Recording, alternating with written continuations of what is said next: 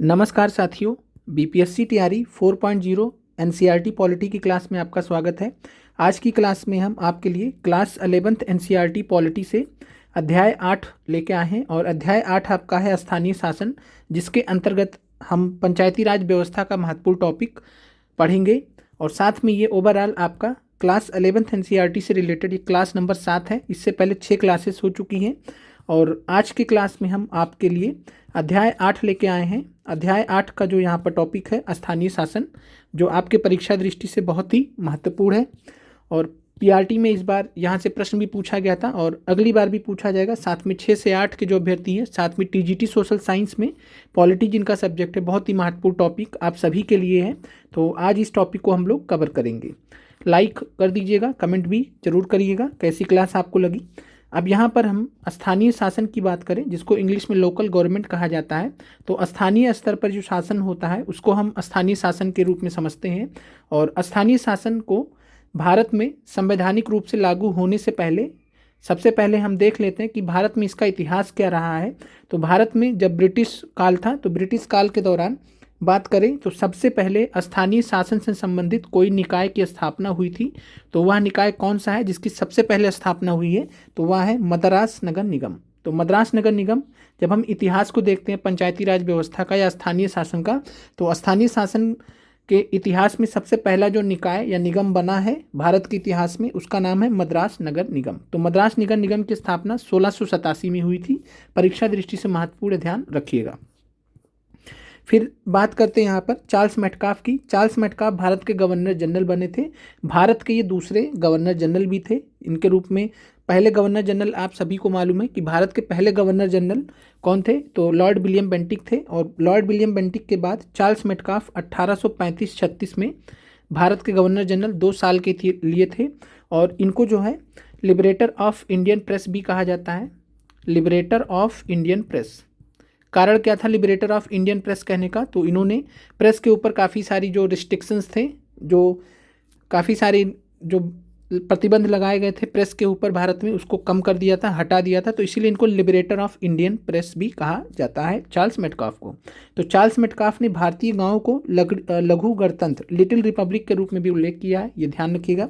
फिर बात करते हैं लॉर्ड रिपन की। लॉर्ड रिपन भारत के गवर्नर जनरल थे। 1880 से 84 के मध्य भारत में स्थानीय स्वशासन का जनक इनको कहा जाता है। फिर बात करें तो 1882 में लॉर्ड रिपन संकल्प लेके आए थे, रेजोल्यूशन लेके आए थे 1882 में स्थानीय स्वशासन से संबंधित, जिसके कारण इनको स्थानीय स्वशासन का जनक कहा गया था। और 1882 में जो संकल्प था, इसके माध्यम से स्थानीय सरकारी निकायों का गठन किया गया, जिसको उस समय स्थानीय बोर्ड कहा जाता था या इंग्लिश में लोकल बोर्ड कहा जाता था। तो भारत में सबसे पहले स्थानीय बोर्ड या लोकल बोर्ड की जो स्थापना है तो वो 1882 में लॉर्ड रिपन के समय में हुई है, स्टार्ट हुई है। तो ये आप ध्यान रखिएगा। बाकी वैसे अगर हम देखेंगे तो इतिहास में तो सबसे पहले जो नगर निगम बना है वो मद्रास नगर निगम बना है 1687 में। चलिए ये याद रखिएगा 1882 का, बहुत ही महत्वपूर्ण है। फिर यहाँ पर बात करें आज़ाद भारत में सबसे पहला जो कदम उठाया गया था स्थानीय स्वशासन से संबंधित, तो उसको बोला जाता है सामुदायिक विकास कार्यक्रम।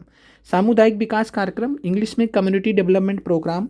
सामुदायिक विकास कार्यक्रम को 2 अक्टूबर 1952 को गांधी जयंती के अवसर पे 2 अक्टूबर 1952 को पंडित जवाहरलाल नेहरू जी ने इसका इनॉग्रेशन किया था। तो सामुदायिक विकास कार्यक्रम स्थानीय स्तर पर, ग्रामीण स्तर पर कार्यक्रम है सामुदायिक विकास का और 2 अक्टूबर 1952 को इसको लागू किया गया था।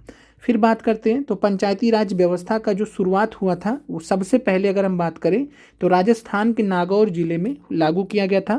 तो राजस्थान के नागौर जिले में 2 अक्टूबर 1959, याद रखिएगा डेट। फिर से गांधी जयंती के दिन, गांधी जयंती के दिन 2 अक्टूबर 1959 को प्रधानमंत्री जवाहरलाल नेहरू ने नागौर जिले के बागड़ी गांव में, तो आपको नागौर जिला भी याद रखना है राजस्थान का, बागड़ी गांव भी याद रखना है। तो आपको तीनों चीज़ें याद रखनी है, राज्य राजस्थान है, जिला नागौर है और गांव कौन सा है जहां पर पंचायती राज व्यवस्था शुरुआत किया गया था, लागू किया गया था? तो बागड़ी गांव। तो बागड़ी गांव में सबसे पहले पंचायती राज व्यवस्था का शुरुआत किया गया था। बागड़ी गांव में, नागौर जिलों में पड़ता है ये राजस्थान के। और किसने इसको इनॉग्रेट किया था, शुरुआत किया था? तो भारत के प्रधानमंत्री उस समय जो थे जवाहरलाल नेहरू जी। फिर यहाँ पर बात करते हैं तो बलवंत राय मेहता समिति की जो है स्थापना की गई थी 1957 में। बलवंत राय मेहता समिति का काम क्या था कि जो सामुदायिक विकास कार्यक्रम आया था, कम्युनिटी डेवलपमेंट प्रोग्राम आया था, उसका अध्ययन करना था और साथ में स्थानीय स्वशासन पंचायती व्यवस्था का अध्ययन करना था। 1957 में बलवंत राय मेहता समिति का गठन किया गया था। तो बलवंत राय मेहता समिति किससे संबंधित थी? ऐसे प्रश्न बहुत बार पूछे गए, तो पंचायती व्यवस्था से या पंचायती राज व्यवस्था से संबंधित थी।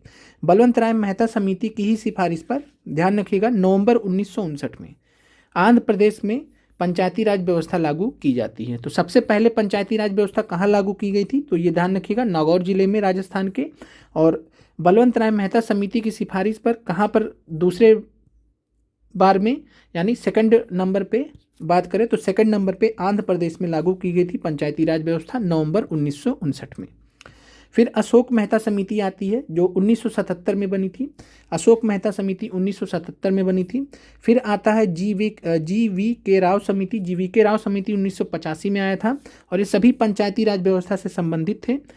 एल एम सिंघवी समिति है 1986, और एल एम सिंघवी समिति का नाम ध्यान रखिएगा, सबसे महत्वपूर्ण है बलवंत राय मेहता के बाद। तो एल एम सिंघवी समिति क्यों महत्वपूर्ण है? तो एल एम सिंघवी समिति की सिफारिश पर, एल एम सिंघवी समिति की सिफारिश पर लिख लीजिएगा, एल एम सिंघवी समिति की सिफारिश पर जो 73 और 74 संविधान संशोधन अधिनियम लाया गया था। तो 73 और 74 संविधान संशोधन विधेयक जो लाया गया था, तो 73 और 74 संविधान संशोधन विधेयक, कॉन्स्टिट्यूशनल अमेंडमेंट बिल जो लाया गया था संसद में, तो वो किस समिति की सिफारिश पर लाया गया था? तो एल एम सिंघवी समिति 1986। ये आपको ध्यान रखना, परीक्षा दृष्टि से बहुत ही महत्वपूर्ण है।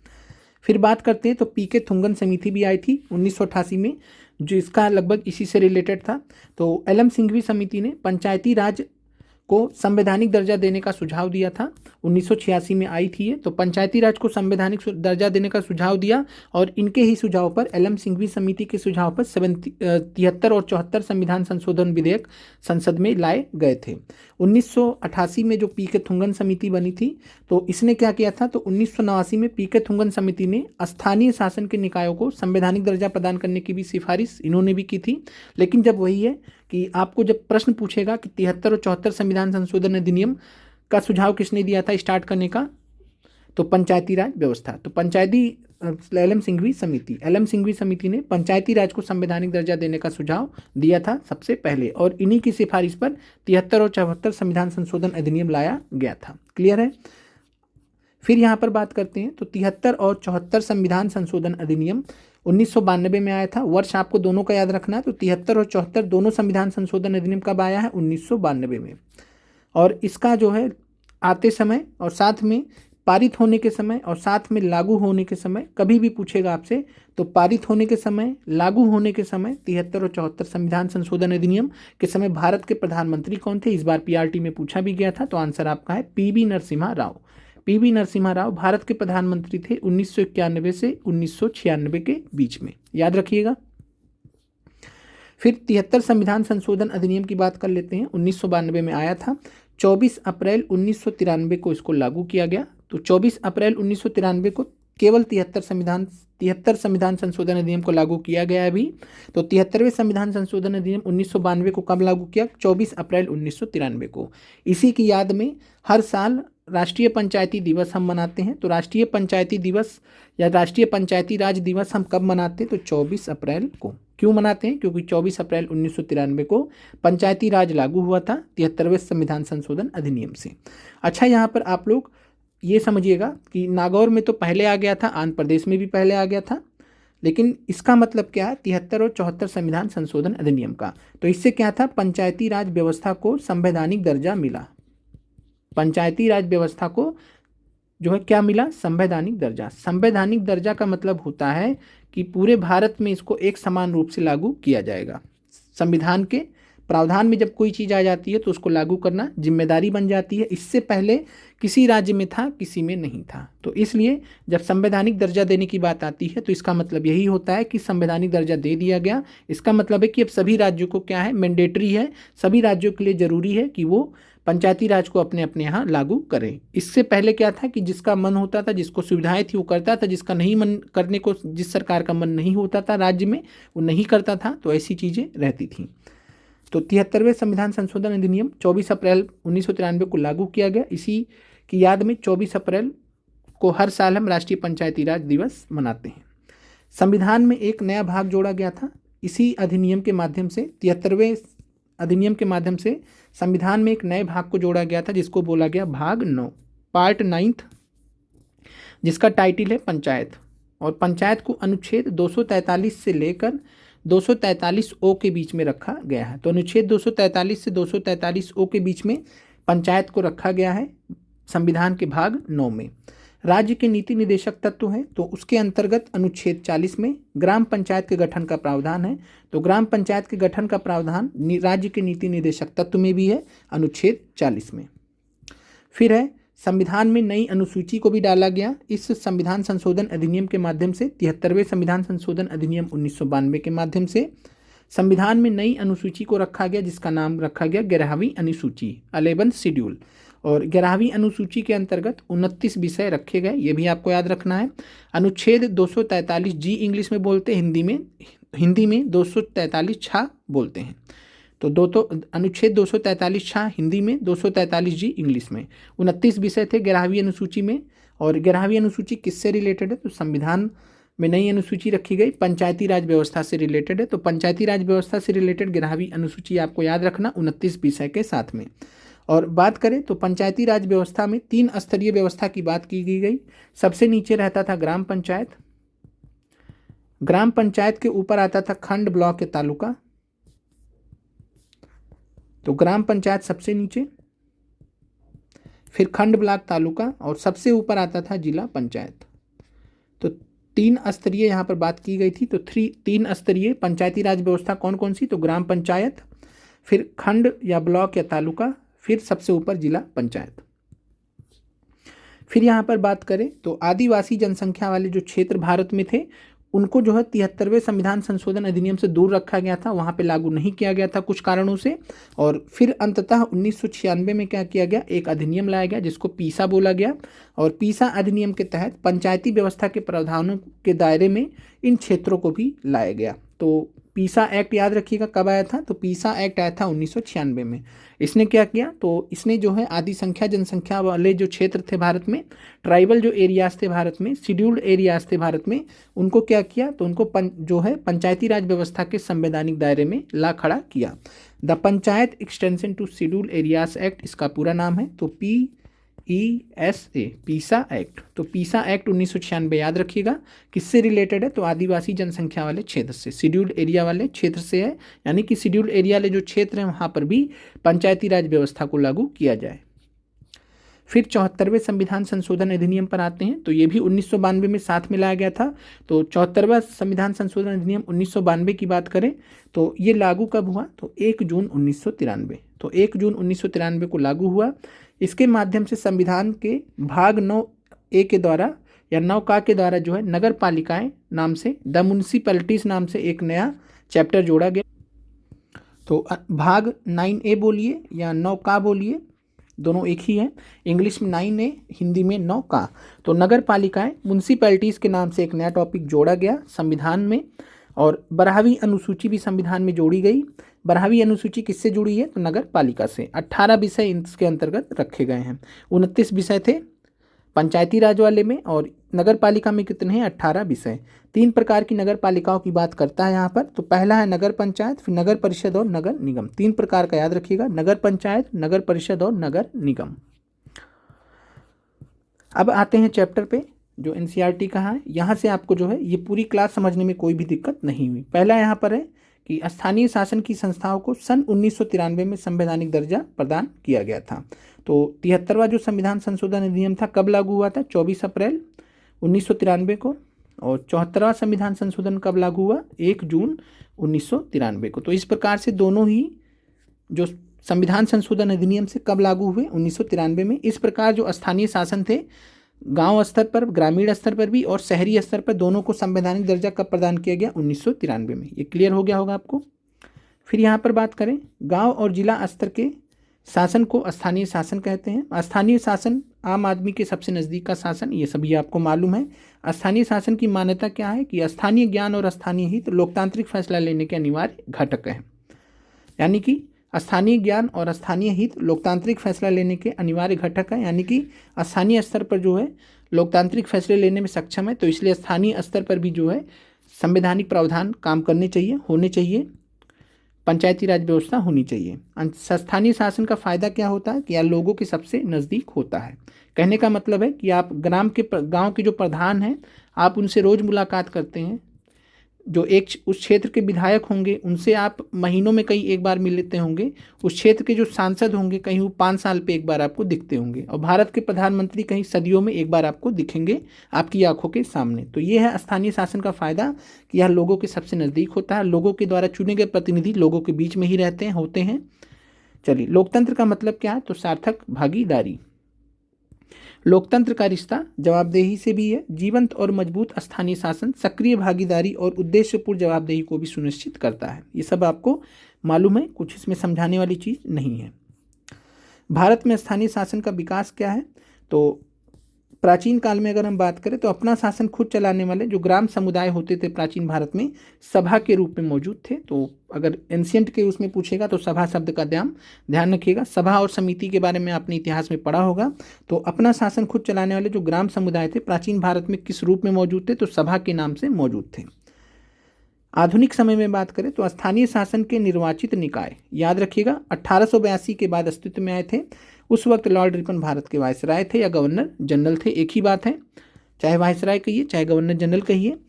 और इन निकायों को बनाने की दिशा में पहलकदमी किया था। और इस वक्त इसको क्या बोला जाता? तो मुकामी बोर्ड या लोकल बोर्ड या स्थानीय बोर्ड कहा जाता था। तो स्थानीय बोर्ड या मुकामी बोर्ड, लोकल बोर्ड की स्थापना कब की गई थी? तो 1882 में, याद रखिएगा। भारतीय राष्ट्रीय कांग्रेस ने सरकार से मांग की थी कि सभी स्थानीय बोर्डों को ज़्यादा कारगर बनाने के लिए जरूरी कदम उठाए जाएं। गवर्नमेंट ऑफ इंडिया एक्ट 1919 के आने के बाद अनेक प्रांतों में ग्राम पंचायत बने। ये सब आपको याद नहीं रखना है। 1935 के बाद भी ये एक्ट जो प्रवृत्ति थी ये जारी रही। भारतीय स्वतंत्रता संग्राम के दिनों में ये आपको ध्यान रखना है कि किस महापुरुष ने कहा था? तो महात्मा गांधी ने जोर देकर कहा था कि आर्थिक और राजनीतिक सत्ता का विकेंद्रीकरण होना चाहिए। गांधी जी का मानना था कि ग्राम पंचायतों को मजबूत बनाना सत्ता के विकेंद्रीकरण का कारगर साधन है। सत्ता का विकेंद्रीकरण क्या होता है कि सत्ता जो है सेंटर पे ही सीमित ना रहे, सेंटर और राज्यों में ही सीमित ना रहे, वो स्थानीय स्तर तक भी पहुंचे। तो इसी को बोलते हैं सत्ता का विकेंद्रीकरण। जब सत्ता को कहाँ तक पहुंचाया गया? शासन को स्थानीय स्तर तक भी पहुंचाया गया, तो इसी को बोला जाता है सत्ता का विकेंद्रीकरण। और स्टेटमेंट ध्यान रखिएगा कि किसने कहा था? तो महात्मा गांधी जी ने। और यहाँ पर पंचायत को सहभागी लोकतंत्र को स्थापित करने के साधन के रूप में देखा जाता है। तो पंचायत जो है वो सहभागी लोकतंत्र का मतलब होता है पार्टिसिपेटरी, यानी जिसमें जनता पार्टिसिपेट करती है। तो स्थानीय स्तर पर लोग एक दूसरे से जुड़े होते हैं, पार्टिसिपेट करते हैं। तो सहभागी लोकतंत्र को स्थापित करने के साधन में रूप में इसको देखा गया। महात्मा गांधी का स्टेटमेंट क्या था? तो ये ध्यान रखिएगा कि भारत की आज़ादी का मतलब होना चाहिए समूचे भारत की आज़ादी। आज़ादी की शुरुआत सबसे नीचे से होनी चाहिए, यानी कि स्थानीय स्तर पर होनी चाहिए। हर गांव का एक गणराज्य होगा। इसका मतलब है कि हर गांव को आत्मनिर्भर और अपने मामलों को खुद निपटाने में काबिल होना पड़ेगा। अनगिनत गांव से बने इस ढांचे में आगे की ओर फैलते हुए और ऊपर चढ़ते दायरे होंगे। जीवन एक पिरामिड की तरह होगा जिसका शीर्ष आधार पर टिका होगा। और आधार क्या होगा? तो पंचायती राज व्यवस्था कहिए या ग्रामीण स्तर कहिए। और जब संविधान बना था तो ये भी आपको ध्यान रखना, जो संविधान बना था तो स्थानीय शासन का जो विषय था वो किसके अंतर्गत रखा गया? तो राज्यों को दिया गया था। तो राज्य के अंतर्गत आए थे, प्रदेशों को सौंपा गया था। फिर यहाँ पर संविधान के नीति निर्देशक तत्व सिद्धांतों में इसकी चर्चा है। कहाँ पर? अनुच्छेद 40 में। अभी हमने देखा था कि अनुच्छेद 40 में जो है पंचायती राज से संबंधित जो संस्थाएं हैं उनके गठन की बात की गई है। बात करें तो राज्य के नीति निर्देशक सिद्धांत का अंग था अनुच्छेद 40 के माध्यम से, और इस कारण संविधान का यह प्रावधान अदालतीवाद के दायरे में नहीं आता था और इसकी प्रकृति प्रधानता सलाह मशवरे की रही। कुल मिलाकर अगर पंचायती राज व्यवस्था को अधिकार के अंतर्गत रखा जाता तो अधिकार के अंतर्गत कोई भी चीज़ रखी जाती तो उसको आप लागू करवा सकते हैं। राज्य के नीति निर्देशक तत्व के अंतर्गत था तो इसके लिए इसको लागू कराना इतना आसान नहीं था। ये सरकार के ऊपर था और सरकार ने अंततः 73 और 74वें संविधान संशोधन के माध्यम से लागू किया। फिर यहाँ पर बात करें, जब देश विभाजन की खलबली के कारण संविधान का झुकाव केंद्र को मजबूत बनाने का रहा, यानी भारत की आज़ादी के बाद जब पाकिस्तान अलग हो गया तो जो संविधान था, तो संविधान का झुकाव केंद्र को मजबूत बनाने का रहा। तो भारत के जो प्रथम प्रधानमंत्री थे जवाहरलाल नेहरू जी, वो खुद जो है उनके अकॉर्डिंग अति स्थानीयता को राष्ट्र की एकता और अखंडता के लिए खतरा मानते थे। चूँकि स्टार्टिंग से देखते आए थे कि कैसे जो है एक मुस्लिम लीग बना और मुस्लिम लीग बनते बनते जो है एक पूरा पाकिस्तान बना, तो वही चीज़ थी। इसलिए वो जो है जवाहरलाल नेहरू अति स्थानीयता को, यानी अति स्थानीय को ज़्यादा स्थानीयता का जो कॉन्सेप्ट है उसको ये राष्ट्र की एकता और अखंडता के लिए खतरा मानते थे। दूसरा है संविधान सभा में डॉक्टर भीमराव अंबेडकर के नेतृत्व में एक मजबूत आवाज़ उठ रही थी। इनका क्या कहना था कि ग्रामीण भारत में जाति पाति और आपसी फूट का बोलबाला है। स्थानीय शासन का उद्देश्य तो बड़ा अच्छा है, लेकिन ग्रामीण भारत के ऐसे माहौल में यह उद्देश्य ऐसे ही मटियामेट हो जाएगा, इसलिए इसको लागू करना नहीं चाहिए। तो इस वजह से जब स्थानीय स्वशासन की बात आई, तो जब भारत का संविधान बन रहा था तो इसको उस समय लागू नहीं किया गया। कारण आप समझ सकते हैं। फिर जब राइट टाइम आया, एक हिसाब से कह सकते हैं, तो उस टाइम लागू हो गया। फिर यहाँ पर बात करें तो अनंत शयनम अयंगर जी का स्टेटमेंट है कि लोकतंत्र के हक में गाँव को स्वशासन, यहाँ तक कि स्वायत्ता हासिल करने की कला में प्रशिक्षित किया जा सकता है। हमारे लिए जरूरी है कि हम गाँव को सुधारने और वहाँ शासन के लोकतांत्रिक सिद्धांतों की जड़ जमाने में समर्थ हों। तो स्टेटमेंट याद रखिएगा, पूछा जा सकता है। स्वतंत्र भारत में स्थानीय शासन, तो 73 और 74 संविधान संशोधन के बाद स्थानीय शासन को मजबूत आधार मिला। 1952 के सामुदायिक विकास कार्यक्रम कम्युनिटी डेवलपमेंट प्रोग्राम के पीछे सोच क्या थी? स्थानीय विकास की विभिन्न गतिविधियों में जनता की भागीदारी सुनिश्चित हो। इस पृष्ठभूमि में ग्रामीण इलाकों में एक त्रिस्तरीय पंचायती राज व्यवस्था की सिफारिश की गई। मसलन गुजरात, महाराष्ट्र ने सन 1960 में निर्वाचन द्वारा बने स्थानीय निकायों की प्रणाली अपनाई। तो यहाँ आपसे प्रश्न पूछा जा सकता है कि किसने जो है 1960 में निर्वाचन द्वारा, यानी इलेक्शन के माध्यम से स्थानीय निकायों की प्रणाली अपनाई थी? तो निर्वाचन द्वारा बने स्थानीय निकायों की प्रणाली गुजरात और महाराष्ट्र ने 1960 में अपनाई थी। फिर यहाँ पर बात करें 1987 के बाद स्थानीय शासन की संस्थाओं के गहन पुनरावलोकन की शुरुआत हुई। 1989 में पीके थुंगन समिति के बारे में हमने बात किया था। तो इसने क्या कहा? तो स्थानीय शासन की निकायों को संवैधानिक दर्जा प्रदान करने की सिफारिश किया था। फिर 73 और 74 संविधान संशोधन अधिनियम, 2 संविधान संशोधन आगे बढ़ा, 73 और 74। यहाँ पर ब्राज़ील से रिलेटेड फैक्ट दिया गया, देख लेते हैं। तो ब्राज़ील के संविधान में प्रांत, संघीय, जिले और नगर पालिका परिषद की व्यवस्था है। हर एक को स्वतंत्र शक्तियाँ प्रदान की गई है। इनका न्यायाधिकार भी अलग अलग है। जिस तरह गणराज्य, रिपब्लिक राज्यों के कामकाज में हस्तक्षेप संविधान में बताई गई स्थितियों के अतिरिक्त नहीं कर सकता, ठीक उसी तरीके से राज्य भी नगर पालिका परिषद के कामकाज में हस्तक्षेप नहीं कर सकती। यह प्रावधान स्थानीय शासन की शक्ति को सुरक्षा प्रदान करता है। और ये कहाँ पर है? तो ये ब्राज़ील में है। फिर 1992 में 73-74 संविधान संशोधन को संसद ने पारित किया और 73वां संविधान संशोधन गांव के स्थानीय शासन से जुड़ा है। इसका संबंध पंचायती राज व्यवस्था की संस्थाओं से जुड़ा है। 74वां संविधान संशोधन किससे जुड़ा है? तो शहरी स्थानीय शासन से, नगर पालिका से जुड़ा है। 1993 में ही दोनों संविधान संशोधन लागू हुए। फिर 73 संविधान संशोधन की बात करें तो त्रिस्तरीय बनावट है। त्रिस्तरीय बनावट का मतलब है कि पंचायती राज व्यवस्था का ढांचा त्रिस्तरीय। सबसे नीचे कौन है? तो ग्राम पंचायत है। उसके ऊपर बीच में कौन है? तो मध्यवर्ती स्तर पर मंडल है, जिसे खंड या तालुका कहते हैं। सबसे ऊपर कौन है? तो जिला पंचायत है। तो ये सभी हम देख चुके हैं। सबसे नीचे ग्राम पंचायत, तो ग्राम पंचायत के ऊपर ब्लॉक या तालुका, और सबसे ऊपर जिला पंचायत। 73 संविधान संशोधन में इस बात का भी प्रावधान है कि ग्राम सभा अनिवार्य रूप से बनाई जानी चाहिए। तो 73वें संविधान संशोधन में प्रावधान है, प्रोविजन है कि ग्राम सभा अनिवार्य रूप से बनाई जानी चाहिए।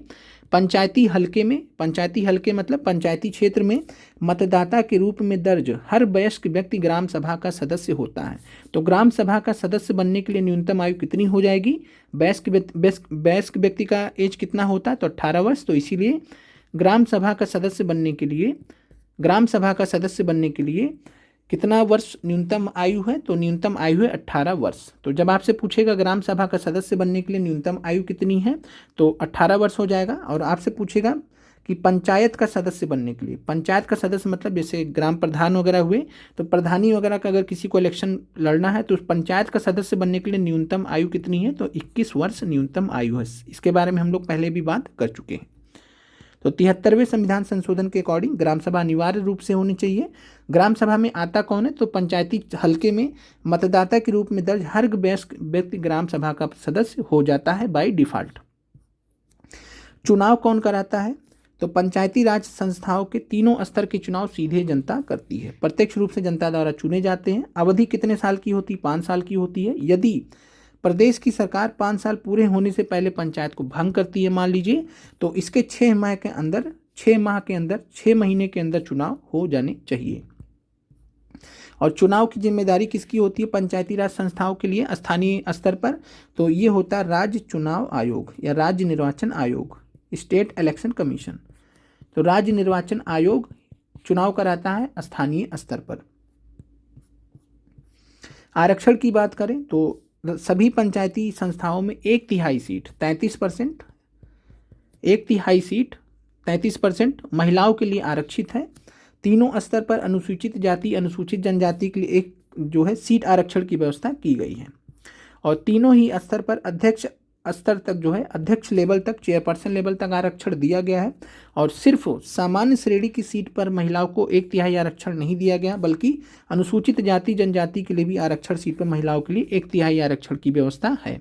तो आपसे सिंपल सवाल पूछा जाता है कि पंचायती राज संस्थाओं में महिलाओं के लिए कितना सीट आरक्षित है? आपका जवाब हो जाएगा 1/3, 1/3 या 33%। विषयों का स्थानांतरण तो बात करें तो राज्य सूची के 29 विषय थे और उन 29 विषय को अलग करके किस में रख दिया गया? 11वीं अनुसूची में। तो पंचायत से रिलेटेड जो 11वीं अनुसूची है 29 विषय उसमें रख दिए गए हैं। और 29 विषय के बारे में किसके अंदर जानकारी है? तो अनुच्छेद 243G या 243 पंचायतों की शक्ति प्राधिकार उत्तरदायित्व किसी प्रदेश की विधायी का कानून बनाकर 11वीं अनुसूची में दर्ज मामलों में पंचायतों को ऐसी शक्ति और प्राधिकार प्रदान कर सकती है। 11वीं अनुसूची में दर्ज कुछ विषय वगैरह है तो कृषि है, लघु सिंचाई, जल प्रबंधन, जल संचय का विकास। याद नहीं करना, बस इतना ध्यान रखना कि ग्रामीण स्तर पर, गांव के स्तर पर जो जो चीज़ों की ज़रूरत पड़ती है वो सारी चीज़ें आपको यहाँ पर दिख जाएंगी। खाद्य प्रसंस्करण, फूड प्रोसेसिंग वगैरह हो गया, लघु उद्योग हो गए, ग्रामीण आवास हो गया, पेयजल हो गया, सड़क पुलिया वगैरह बनता है, ग्रामीण विद्युतीकरण, गरीबी उन्मूलन कार्यक्रम, गरीबी सबसे ज़्यादा गाँव में है, शिक्षा प्राथमिक और माध्यमिक स्तर की शिक्षा गाँव में, जिसका आप लोग तैयारी कर चुके हैं, बहुत सारे लोग, बाकी लोग कर रहे हैं। तकनीकी प्रशिक्षण, व्यावसायिक शिक्षा, वयस्क और अनौपचारिक शिक्षा, पुस्तकालय, आप में से बहुत सारे अभ्यर्थियों ने देखा होगा कि आपके गाँव में पुस्तकालय भी बने हैं। सांस्कृतिक गतिविधि, बाजार मेला, स्वास्थ्य साफ सफाई, अस्पताल वगैरह, प्राथमिक स्वास्थ्य केंद्र, डिस्पेंसरी, परिवार नियोजन, महिला बाल विकास, सामाजिक कल्याण, कमजोर तबके का कल्याण, ये सब। और सार्वजनिक वितरण प्रणाली जिसको पीडीएस बोलते हैं, पब्लिक डिस्ट्रीब्यूशन सिस्टम, जो राशन वगैरह बढ़ता है, तो सार्वजनिक वितरण प्रणाली, ये सब किस लेवल पर है? तो इनको विषय के रूप में रखा गया है 11वीं अनुसूची में। कुछ आपको याद नहीं करना है, बस गाँव से रिलेट कर लीजिए, समझ में आ जाएगा। फिर यहाँ पर बात करें तो भारत के जो आदिवासी जनसंख्या वाले क्षेत्र थे उनको 73वें संविधान संशोधन के प्रावधानों से दूर रखा गया था। ये प्रावधान इन क्षेत्रों पर लागू नहीं होते थे, लेकिन 1996 में एक अलग से अधिनियम बना जिसका नाम है PESA, panchayat extension to scheduled areas act, और पंचायती व्यवस्था के प्रावधानों के दायरे में इन क्षेत्रों को शामिल कर लिया गया। और यहाँ पर बात करें तो जो पंचायती राज व्यवस्थाओं का जो प्रावधान है, ऐसे इलाकों में जो कि आदिवासी बहुल क्षेत्र है तो वहाँ ग्राम सभा को अपेक्षाकृत ज़्यादा अधिकार दिए गए हैं। और निर्वाचित ग्राम पंचायत को कई मायनों में ग्राम सभा से अनुमति भी लेनी पड़ती है। तो ये आप ध्यान रखिएगा कि ग्राम सभा ज़्यादा स्ट्रांग है पीसा एक्ट के अनुसार आदिवासी क्षेत्रों में। राज्य चुनाव आयुक्त की बात करें, स्टेट इलेक्शन कमीशन, तो राज्य चुनाव आयुक्त का जो कॉन्सेप्ट है ये किसके लिए? तो स्थानीय स्तर पर चुनाव के लिए है। आयुक्त की जिम्मेदारी पंचायती राज संस्थाओं के चुनाव कराने की है। भारत के चुनाव आयुक्त समान प्रदेश का चुनाव आयुक्त भी स्वायत्त है, ऑटोनोमस है। तो जैसे इलेक्शन कमिश्नर ऑफ इंडिया स्वतंत्र है, स्वायत्त हैं, तो उसी प्रकार से जो है राज्य चुनाव आयुक्त भी स्वतंत्र हैं। प्रदेश का चुनाव आयुक्त एक स्वतंत्र अधिकारी होता है और इसके कार्यालय का संबंध भारत के चुनाव आयोग से नहीं होता है। ये आप मत समझ लीजिएगा कि जो राज्य चुनाव आयुक्त हैं या प्रदेश के चुनाव आयुक्त हैं ये भारत के चुनाव आयुक्त के अधीन है। जी नहीं, बिल्कुल भी अधीन नहीं है। इससे इनको मतलब नहीं है, इससे इनका लेना देना नहीं। हमने आपसे पहले भी बात किया था कि जो भारत के चुनाव आयुक्त हैं इलेक्शन कमीशन ऑफ इंडिया, तो भारत निर्वाचन आयोग है या निर्वाचन आयोग है वो लोकसभा, राज्यसभा, विधानसभा, विधान परिषद के इलेक्शन देखता है, राष्ट्रपति उपराष्ट्रपति के इलेक्शन चुनाव देखता है। लेकिन जब स्थानीय स्तर पर चुनाव की बात आती है तो उसके लिए राज्य चुनाव आयोग का गठन किया गया है। और उसी के अंतर्गत राज्य चुनाव आयुक्त या प्रदेश के चुनाव आयुक्त हैं, स्वतंत्र अधिकारी हैं और इनका जो है चुनाव आयोग से, भारत के जो चुनाव आयोग है सेंट्रल लेवल पे, उससे कोई लेना देना नहीं है, ना उसके अधीन है। राज्य वित्त आयोग की बात करें तो स्टेट फाइनेंस कमीशन, तो स्टेट लेवल पे भी जो है एक फाइनेंस कमीशन है और ये स्टेट फाइनेंस कमीशन जो बनाया गया है ये जो है किसके लिए, तो स्थानीय स्तर के लिए है। स्थानीय स्तर के लिए, किसी मतलब राज्य विशेष के लिए नहीं है, स्थानीय स्तर के लिए है कि स्थानीय स्तर पे कैसे पैसा वगैरह जाएगा, फाइनेंस का जो डिस्ट्रीब्यूशन है कि कितना पैसा वगैरह जाएगा, तो उसको बताने के लिए राज्य वित्त आयोग का गठन किया गया है। हर 5 वर्ष पर एक प्रादेशिक वित्त आयोग बनाना जरूरी है। फिर यहाँ पर बात करते हैं 74वां संविधान संशोधन अधिनियम। तो संविधान के 74वें संविधान संशोधन अधिनियम का संबंध किससे है, तो शहरी स्थानीय शासन के निकाय अर्थात नगर पालिका से है।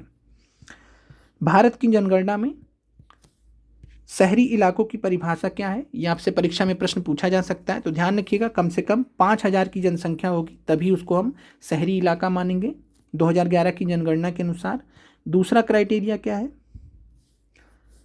कि इन इलाकों में कामकाजी पुरुषों में, जो कामकाज कर रहे हैं पुरुष, उनमें कम से कम 75% खेती बाड़ी के काम से अलग माने जाने वाले पेशे में हो। तो कुल मिला के 75% ऐसे पुरुष होने चाहिए जो किसानी का काम ना करते हो, खेती बाड़ी का काम ना करते हो, कोई और व्यवसाय करते हो। फिर तीसरा क्या है, जनसंख्या का घनत्व कम से कम 400 व्यक्ति प्रति वर्ग किलोमीटर हो। तो जनसंख्या का घनत्व कम से कम कितना होना चाहिए, 400 व्यक्ति प्रति वर्ग किलोमीटर। और जनसंख्या जो 2011 की जनगणना है उसके अनुसार भारत की लगभग 31% जनसंख्या शहरी इलाके में रहती है। ये भी आपसे पूछा गया है परीक्षा में, तो याद रखिएगा। चलिए आगे बढ़ते हैं। 73वां संविधान संशोधन के सभी प्रावधान मसलन प्रत्यक्ष चुनाव, आरक्षण, विषयों का हस्तांतरण, प्रादेशिक चुनाव आयुक्त, प्रादेशिक वित्त आयोग 74वें संविधान संशोधन में शामिल है और नगर पालिका पर लागू होते हैं। तो दोनों में ही है कुल मिलाकर, बाकी आपको कुछ इसमें ऐसा याद रखने की जरूरत नहीं है। तो याद रखिएगा कि जो वित्त आयोग है, जो चुनाव आयुक्त है, तो ये दोनों का चुनाव देखते हैं, नगर पालिका का भी और गांव के लेवल पर स्थानीय चुनाव, पंचायती राज व्यवस्था का भी चुनाव देखते हैं और नगर पालिका का भी चुनाव देखते हैं राज्य चुनाव आयोग।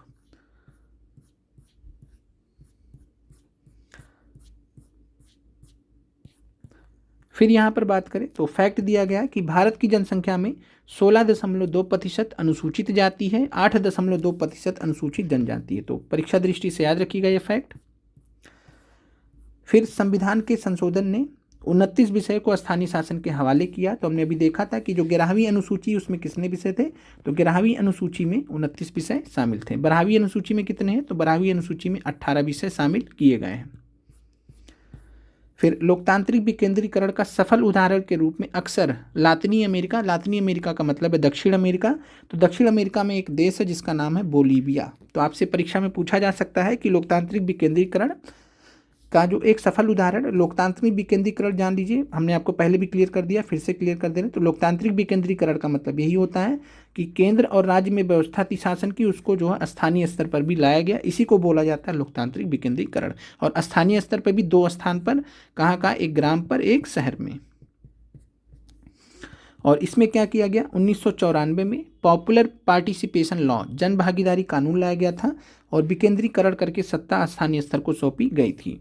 नगर पालिकाओं की अगुवाई द्वारा जनता द्वारा निर्वाचित महापौर करते हैं, इन्हें हम प्रेसिडेंसी म्युनिसिपल कहा जाता है। तो आपको ध्यान रखना कि लोकतांत्रिक विकेंद्रीकरण का सफल उदाहरण के रूप में कौन सा देश का नाम दिया जाता है, तो बोलीविया हो जाएगा। आगे बढ़ते हैं। चलिए, ये जो क्लास है आपका ख़त्म हुआ। कमेंट कीजिएगा कि आपको आज की क्लास कैसी लगी और आगे की आप लोग की क्लास आती रहेगी। आप लोग लाइक ज़रूर कर दिया करें, लाइक के करने से हमको जानकारी मिलती है कि आप लोग कितने सीरियसली इंगेज्ड हैं क्लासेस करने में। अच्छे से मेहनत करिए, पूरा आगे तक का आपको सपोर्ट सहयोग हमारी तरफ से रहेगा। आप लोगों का देखने के लिए बहुत बहुत धन्यवाद।